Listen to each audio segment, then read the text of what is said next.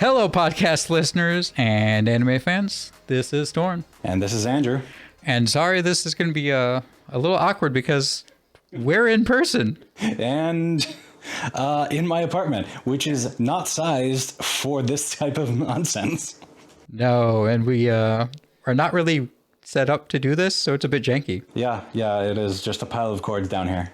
Yeah, pile of cords, annoying trying to get the two microphones to kind of work. Yeah, two different types of microphones working together. Yeah, no.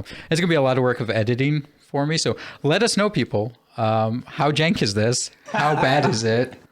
You can email us, animedigression@gmail.com, or just tweet at us. Let me know. It'd be nice to do something like this maybe every once in a while, but if it's too jank, I might have to invest. do from home. do it from home, or just invest a bunch of extra money into it. Yeah. Either way. So welcome, though, to our winter 2022 Watch or Drop episode. So this is where we're going to talk about what shows have graced our eyeballs and ears this season, and then talk about whether they're actually gracing our eyeballs or ears or making us want to rip them out or cut them off. So, yeah, I mean, there are some shows in this season. Yeah, so we'll get into that. Before that, though, I have an idea of what we're doing next, but I'm actually going to change what the script says and just say check out social media, because we have a few episodes we're working on, and I don't know which one I'm actually going to release next. All right. So keep an eye out on Twitter, etc., and we'll try to let you guys know which one is next the moment we can. Other than that, though, spoiler cast, I guess? It's sort of spoilers. We're only 3 episodes in, so it shouldn't be too much effort to catch up if you're really wanting us not to spoil things. Yeah. You got an hour. That's enough time. With that being said, we'll put another spoiler cast later for shows that are continuations. So those ones will have lots of spoiler potential, so we'll put those at the end. And there's a lot of them this season. There are quite a few shows that are continuing in this season. Yeah, so we'll put one later. With that, Andrew, do you want to start us off? Sure. I'm going to start us off light with Miss Corsita's, that's not right, but from the Monster Development Department. Kiroitsu is probably, yeah, I think that's right. You can catch it on Crunchyroll. It is the story of a development team who makes the monsters to fight various Sentai heroes. Specifically, it follows Miss Kursitu as she deals with her lazy manager and hyper-working boss, giving presentations and submitting budgets for new monsters.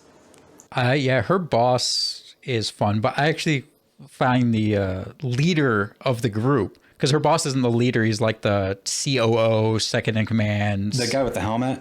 Yeah. Yeah, I can't remember his name, but that's who I was referring to, her boss, and then her manager is who I was referring to as lazy.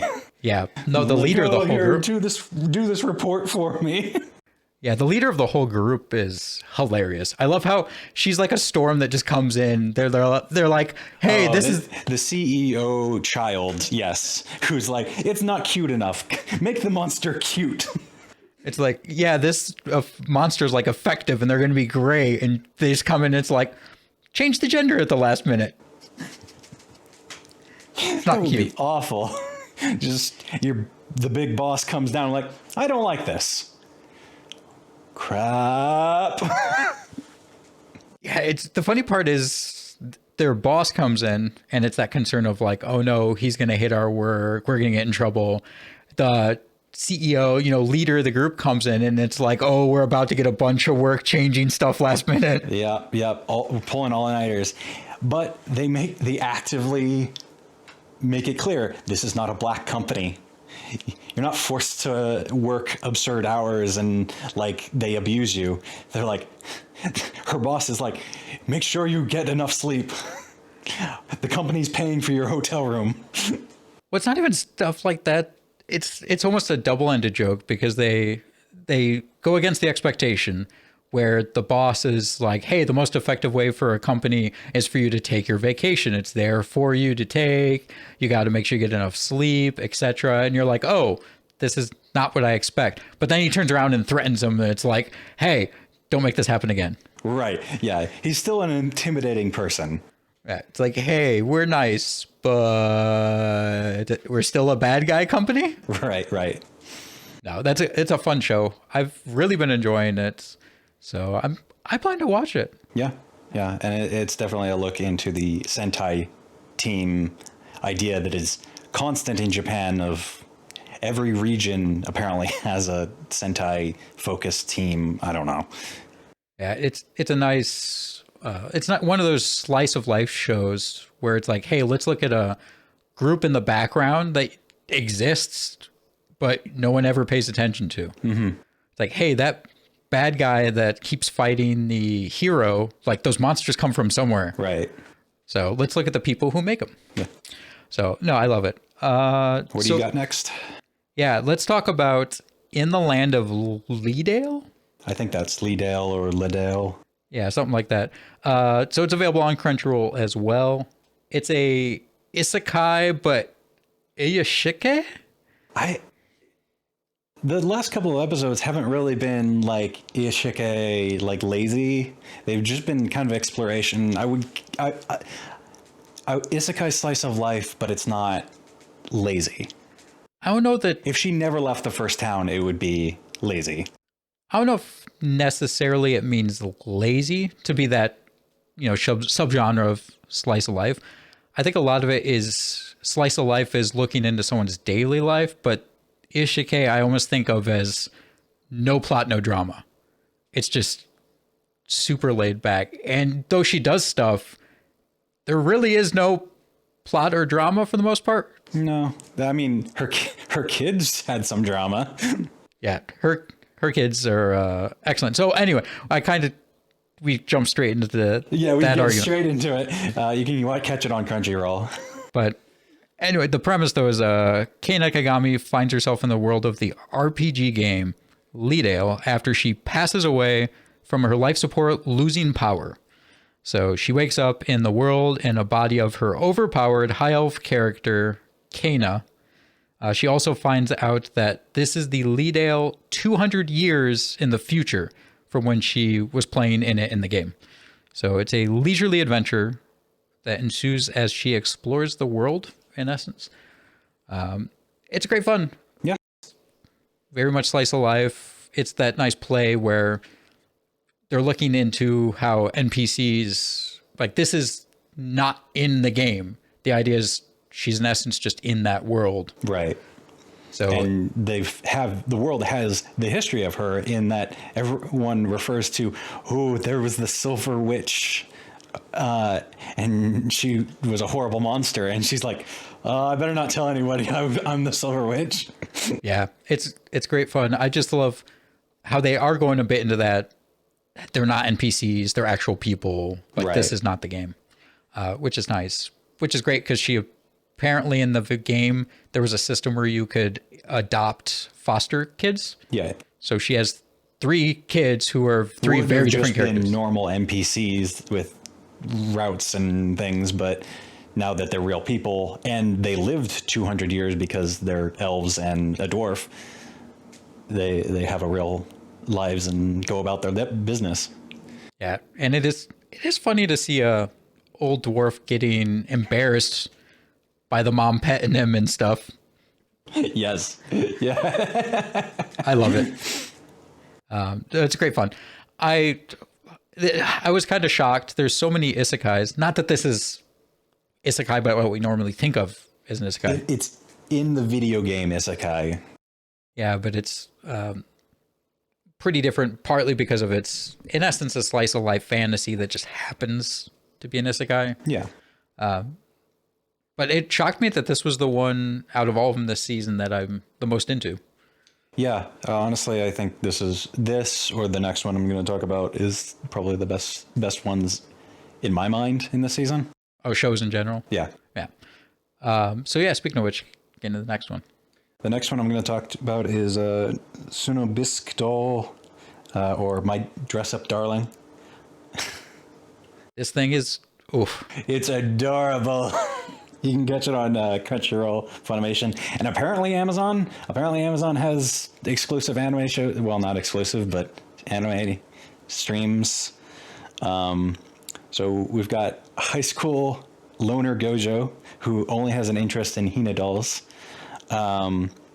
Gets roped into helping popular girl Kitagawa do cosplay because she finds out he knows how to sew.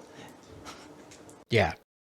I know I've said previously when we were talking about Komi that I'm not super into romance, but this is the best romance. It's really good. And this is also like with Komi, I don't think very romance forward so far. No.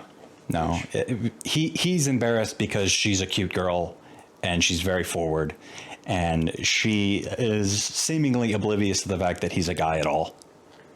Yeah. Or just doesn't care, I guess, to an extent. I don't know. Yeah, we don't really get her internal monologue in the first couple of episodes. Yeah. I would imagine, like I mentioned with the Komi episode, we'll kind of know it around episode 10 if they're going to make much of it romance-wise. I doubt it. It almost feels more like them helping each other understand their personalities a little bit more. Mm-hmm. Yeah, he gets... I've been reading the manga. He gets more confident, and she just really enjoys that. Though spoilers, I think she gets more into realizing that he's attractive to her. Okay, yeah. But there's been no real romance as far as I can tell. Yeah, it to me didn't feel that would ever be really a front point. No, it's mostly about the cosplay. They need a lot of cosplayers in the manga. Yeah, it also feels a bit like the story of accepting yourself and being open about what you like and what you enjoy. So that's the big thing with Gojo is he is embarrassed of what he likes and who he is for what he likes, partly because it seems like at some point someone made him embarrassed about it. Whereas she fully accepts who she is and what she likes. To a disturbing degree. Yeah, she's the... Here, please play these porn games. Yeah, I love how she straight up was like, I did not expect you to actually play those. I took notes. Yeah, that was the thing is like, yeah, I've already started it and I already like have the full model of the dress that I'm supposed to make for you from like all these different angles, all these different measurements. And I did love the dad seeing him like sitting there taking notes, playing the game. He's like, wait, he's playing in essence, hentai game. Yeah. And taking notes. What has my son turned into? Well, he's his grandpa, so. Yeah, grandson. But basically, son. They have that relationship. But yeah, no, I love it. I think it's a lot of fun. But like I said, this and Lee Dale, top two. I'm not sure which is better. Of the new content? Of the new content. Yeah. Speaking of next one, no. Q. I have nothing to say to this because I haven't seen it. I've got some stuff to say about this. So it's available on Crunchyroll. It's a music anime that was based off of, I guess, an idol game. Okay. Idol simulator game. So I was kind of annoyed by this for a couple reasons. I actually, watching the first episode, even in the second episode, I actually kind of liked it. I was like, oh, this is nifty. Mm-hmm.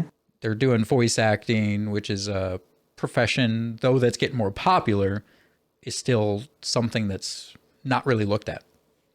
So I was like, awesome. So it's in essence one of those, group of people is trying to get into this profession or this sport, and you watch them learn and see the trials. Or awesome. Loved it.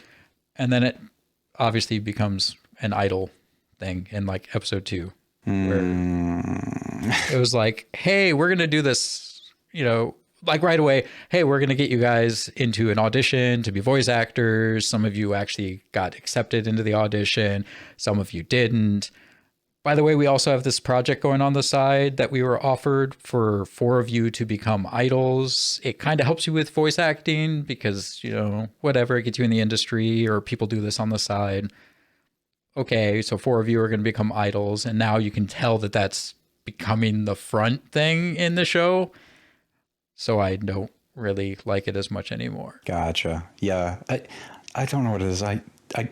It's probably a cultural difference, but I don't understand idol stuff at all. I kind of get it a bit, but to me, it's one of those things where it might keep my interest for a few episodes, but I know that I just won't care after a while.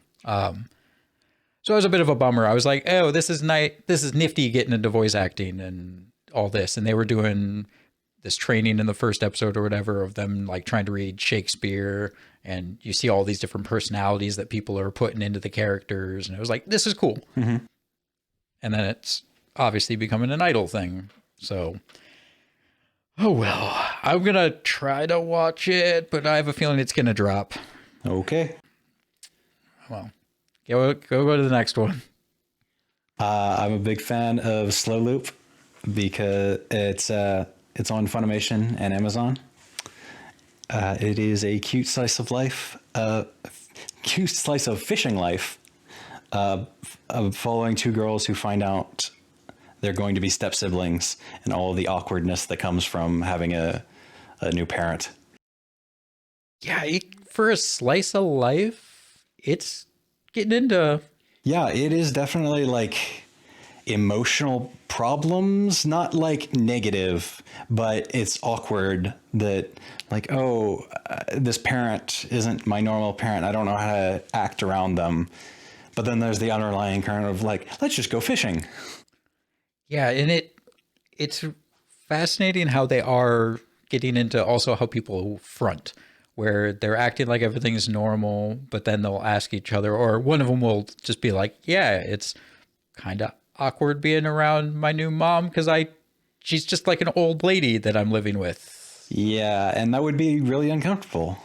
I never had any problems with my parents, so it's not something I have any experience with. So it's kind of an interesting perspective. No, I like it. It's fun to see the fishing side of things, and it's nice and relaxing. And yeah. It'll be one of my top ones for this season, most likely. Okay. I was under the impression you didn't like it. No, I like the little slice of life stuff, so it's fun. Let's starting to get into some interesting stuff. The strongest sage with the weakest crest. Yeah. So this is on Crunchyroll. It's an action adventure. Interesting. So my summary for this, I actually decided for my summary to be, well, more generalized. So OP character forcefully reincarnates to obtain a new crest so he can be more OP. Turns out that while he was away reincarnating, the demons that he was suppressing took over the world in the shadows. He now gets to show off how strong he is while stopping the demons again. Yeah, it's very much a power fantasy in which you just brag at everybody else like how good you are. Yeah, and part of the frustrating part of this is I was talking to you about this actually after we watched like the first episode, where you were talking about, oh, he's like the strongest in the world or whatever before he reincarnates. Now he definitely is. Mm-hmm. But I was under the impression that he maybe was the strongest before he reincarnated, but like he wasn't the only really strong person. There were other people, and they reference them, but they don't really. Yeah. But then the demons, so the ruling from the shadows, in essence, they try to pull back the power of humans over the time. Right. Yeah, they work in the shadows to convince the human race of negative buffs, basically. Yeah, they take all the super OP things and tell humans that they're not super OP. Yeah. But it all is just a giant thing for the main character to now definitely be the strongest being in the world. Yeah. Yeah. You come back and everybody's wrong now. And you're like, you've been doing it wrong for 100 years. I'm here to correct all your problems. Yeah. So it has the same feeling as isekai trash without it all being it's just a straight fantasy, but it feels like OP isekai trash. Yeah, it's the part that kind of bugs me about it is I actually think the premise is cool with the crests and the fact that they haven't even addressed it where he's supposed to have 4 crests. No, he what do you mean? So before he reincarnates, he's like, it brings up that he has 4 crests. He had the 4th crest. Well, he currently has the 4th crest. Yeah, this is why it's confusing. Because at the very beginning, it talks about, the understanding I had was that he has multiple crests. And they even show like different crests, if I remember. And I don't understand if it's that he's reincarnated that many times or... from my understanding, he physically had 4 crests. And he reincarnated getting rid of the one that some people think are really good right now. I was under the impression he had the 1st crest. The one everybody refers to as the hero's crest or something like that. And then reincarnated so he could get the 4th crest. Anyway, too much about this. It's... yeah, I'll keep watching it, but it's pretty bad. It's bordering for me. I'm going to keep watching it, but it's one of those where if you just like seeing an OP person do somewhat interesting things and just beat everyone up, then you'll like it. Everybody fawns over him. Whatever. All right. Let's just clear the next ones out. Yeah, so we're just going to get a bit of a lightning round for a second. So she professed herself pupil of the wise man. Available on Funimation. It's an adventure fantasy. I think you can sum this up pretty good. It feels like an early isekai light novel, gender bend, that just hits the author's fetish, and that's it. I've been reading it. The manga is way better than the anime. I will give credit to the most recent episode, which I think would be 3 or 4. I don't know. It's 3 or 4. Yeah. It felt better.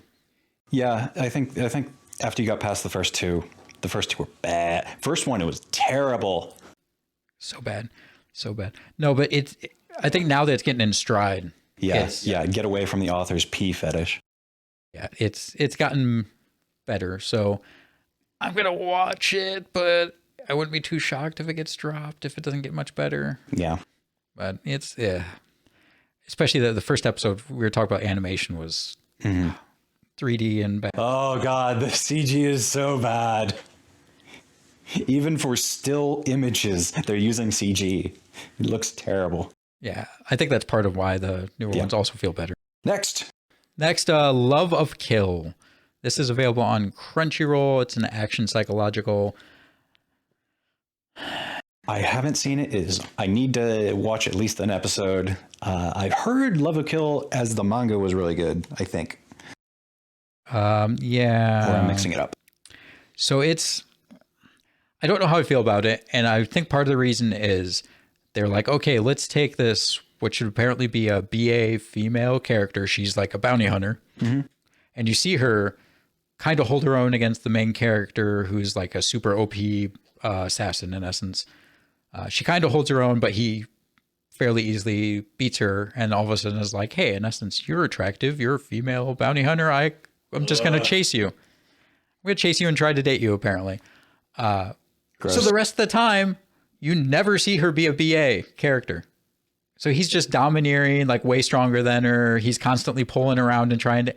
Okay, I'm definitely thinking that is not at all I'm thinking of like Spy Family or something like that.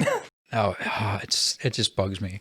I was like, they could do something pretty good with this. And it's kind of devolving into, for some reason, they apparently both somewhat are attracted to each other and they're doing really... For the plot. Yeah, it's just, man, I have a feeling I might drop it just because it's what I thought it was going to be is definitely not what it's going to end up being. Yep. The next 2 are going to be going real fast. We got Fantasy Bishoujo Junki Doji Santo, which is an isekai, and I'm not touching it. I read like 3 chapters of the manga like years ago and couldn't stand that either. Which one was that again? It's the one where the 2 office workers get reincarnated into another world. Oh, the BL? Yeah, it's a BL, but one of them is turned into a girl and is just fighting with the fact that the girl instincts are going, I should date this guy. And the guy's instincts are going, I should date this girl. And both of them are going, ooh, gross. That's my guy friend. Yeah, this was the one you tried to explain to me, and I in essence said it was a BL trying to get people who are not into BLs into it because it's technically not a BL because the one's now a girl. Yeah. But it's a BL. Yeah, it's weird. If you don't know what a BL is... boy love. I was going to say look it up, but yeah. It's not like it's a bad word. Well, but then what they would find by Googling that would be hilarious. If you want to throw your viewers into a pit. And also Worldsantaram. Are you still horny? Are you really horny? This might be the thing for you. I read this years ago, and it was trash then. It's trash now. That's all. So I guess if you're still like a teenager at heart. Okay. Yeah, I saw the pictures for it or something, and I think I read the synopsis, and I'm like, meh. Fair enough. Yeah. Sounds good. Let's get into continuing shows. So spoiler alert, if you're have not seen Attack on Titan, Arifuda, Demon Slayer, all the different stuff that's currently in a season 2 or later. Right.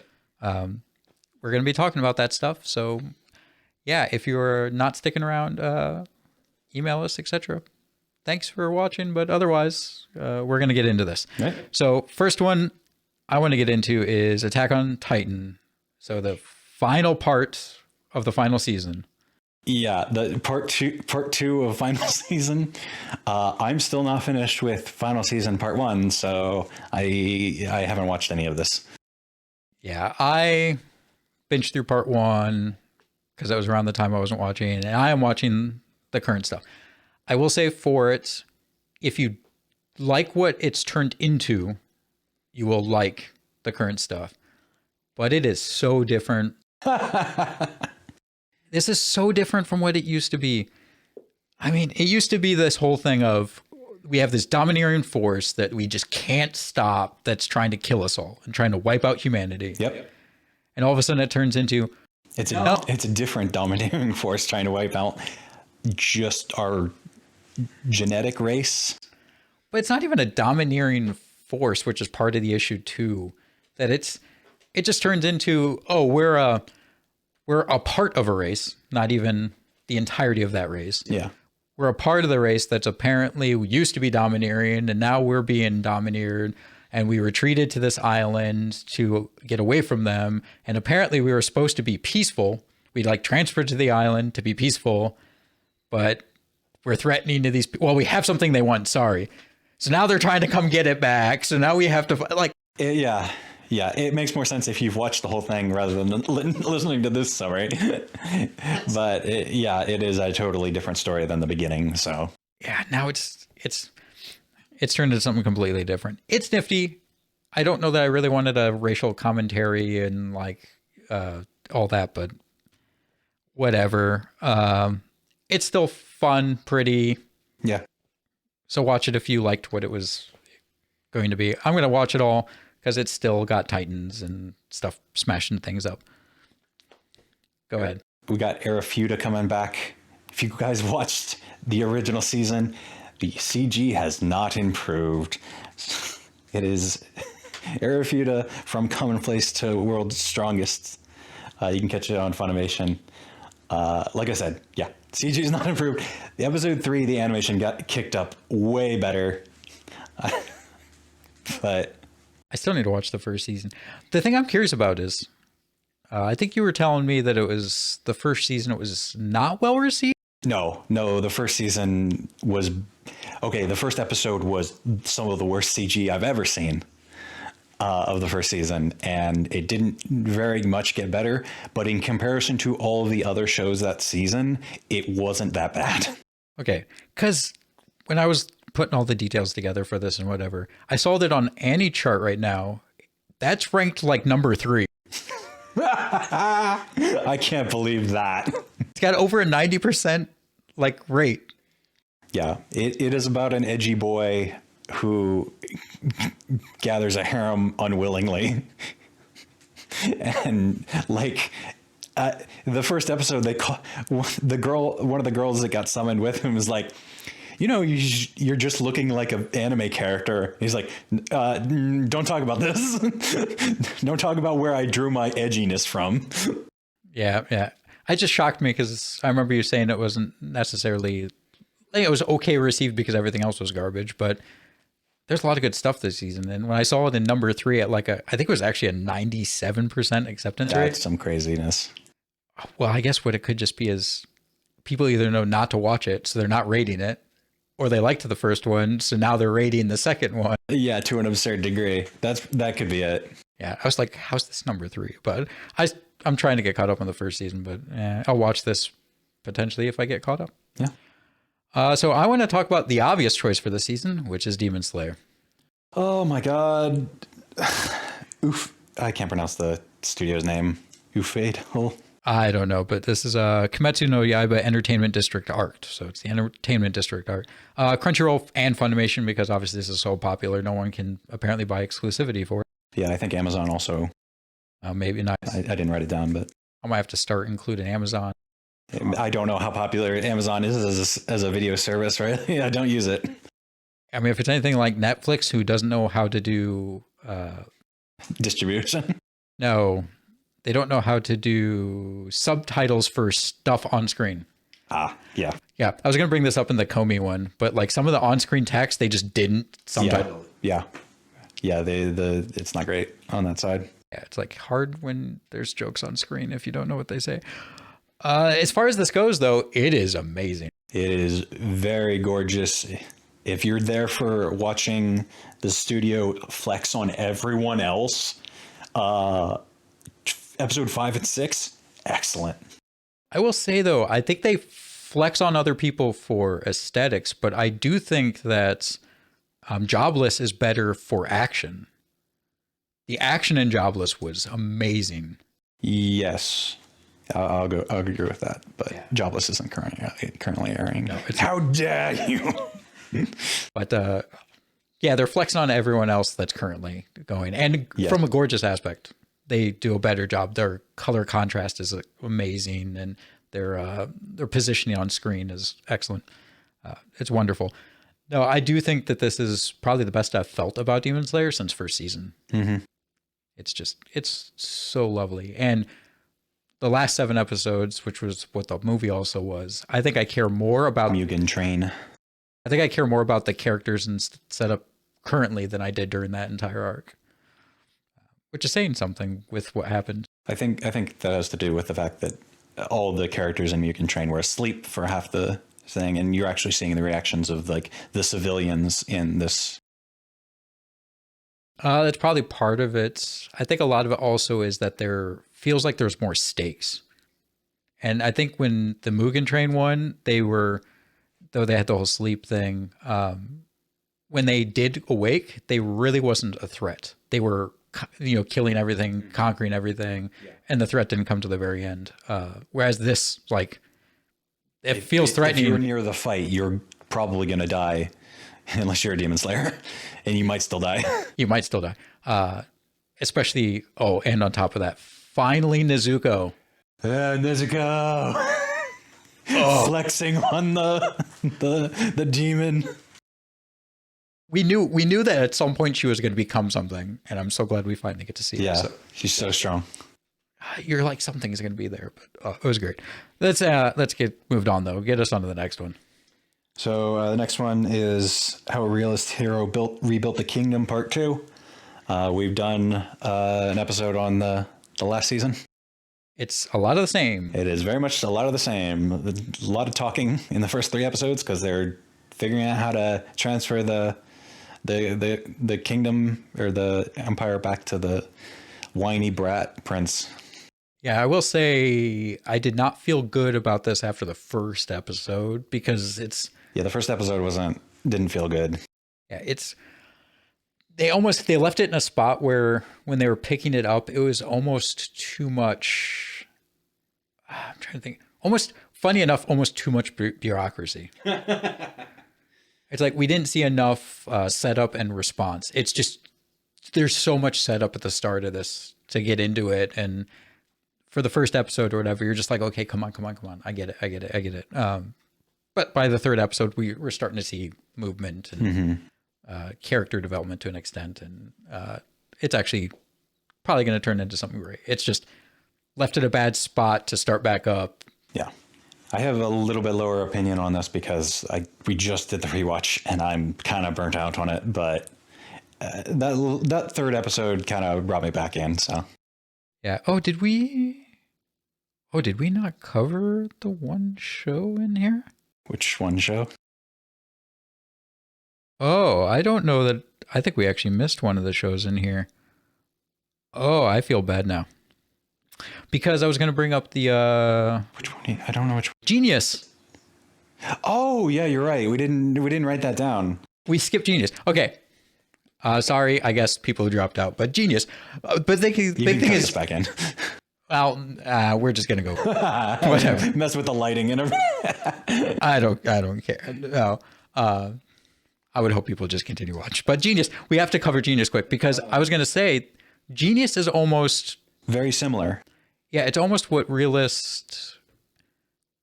It's like Realist, but with more action to it. More. Yes, an actual violence. It is. The full title is A Genius Prince's Guide to Raising a Nation Out of Debt. Yeah, I love how that was on the list and we just forgot to transfer it into the script. Yeah, I think I mixed it with Realist. Probably. No, but we'll cover that real quick. Anyway, Realist. I think it's going to be a good continuation of what it was, and definitely worth a watch for those who like the first season. But Genius is, in essence, kind of like this, where it's a lot about a guy who is more into somewhat of the bureaucratic side, but he's just really good at running a country. Yeah. To his infinite chagrin. Yeah. He hates running a country. Yeah, his goal is to set the country up so that it will sell for as much as possible so he can get out of it. Yeah. But he's just so good that he can't. He keeps what's the opposite of bumbling? Well, it's not even. He's bumbling into success, but he's doing it in such a way that it's too successful. Well, not just that. I feel like a lot of it comes down to he's like, okay, I'm going to improve the situation so it sells for a good value. But then he ends up doing something that improves it, and he's like, okay, well now it's he sets himself up to be able to improve it so much that its value keeps going up so much that he just doesn't want to sell it because he's going to get more value out of it.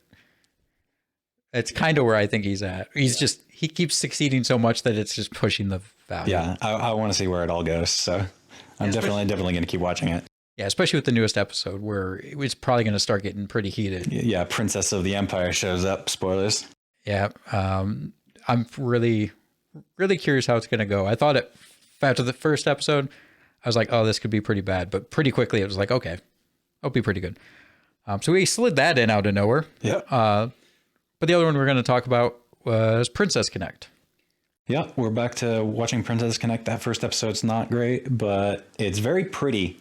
They put a lot of, as always, Side Games puts a lot of money into their anime. But why no more fancy grass?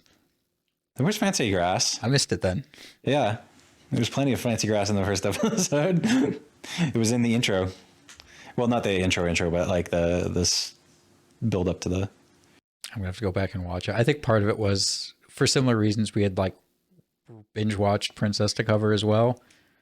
I think I partially was not into that first episode for reasons of bad setup. It's just not a good episode, and I don't know that I was ready to get back into Princess Connect anyway. Yeah. We're back to seeing the same. What's a quad?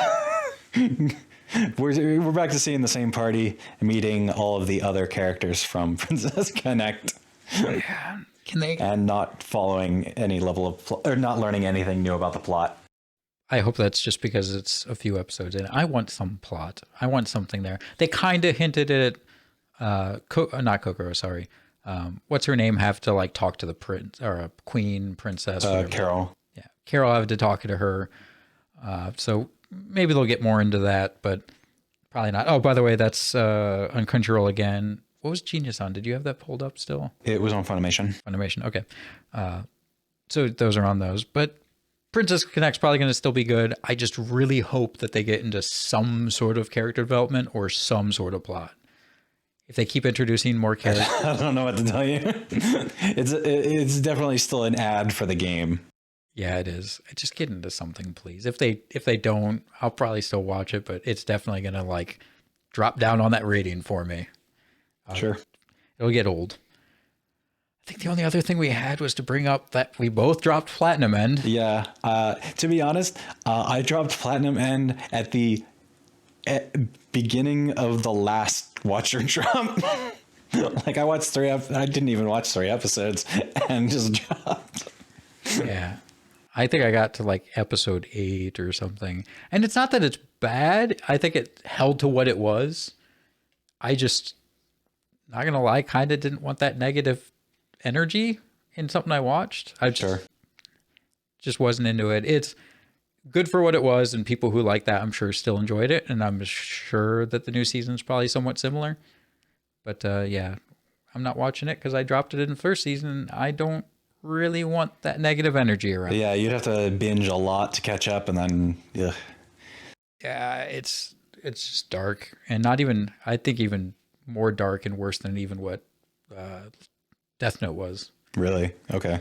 I mean, it's pretty rough. And also did get a weird feel in the first season that I didn't care for. So yeah, we dropped it. Okay. We're not watching it. I don't know that we had anything else on our list. I don't think we missed another show. I don't think we missed another show, but yeah, Genius kind of, I can't believe we forgot to transfer that over because I actually... Yeah, I'm really enjoying Genius, so upsetting that we skipped it. Yeah, I do love how this is recorded for those who are watching it. It went from blue, it looks blue here, but it's whited out here. And now you just see digression, which is appropriate. Yeah, this is all just digression. Went from anime digression it's too podcast. bright of an it's so blue. Yeah, it just turned into digression, which I guess it's appropriate. So hopefully all of you are enjoying the current season. Let us know. What are you watching? What are you enjoying? What do you plan to watch or drop? You can email us at animedigression@gmail.com. And you can tweet at us at animedigression and let us know what all's going on. Let us know, did this sound like trash? I'm sure I'm going to have fun editing it. Did you like it? Hopefully we can do some more in-person stuff at some point. Yep. We'll have fun with it. With that, though, thank you all for listening, and watch on social for the next thing that we're watching. Bye. Bye-bye.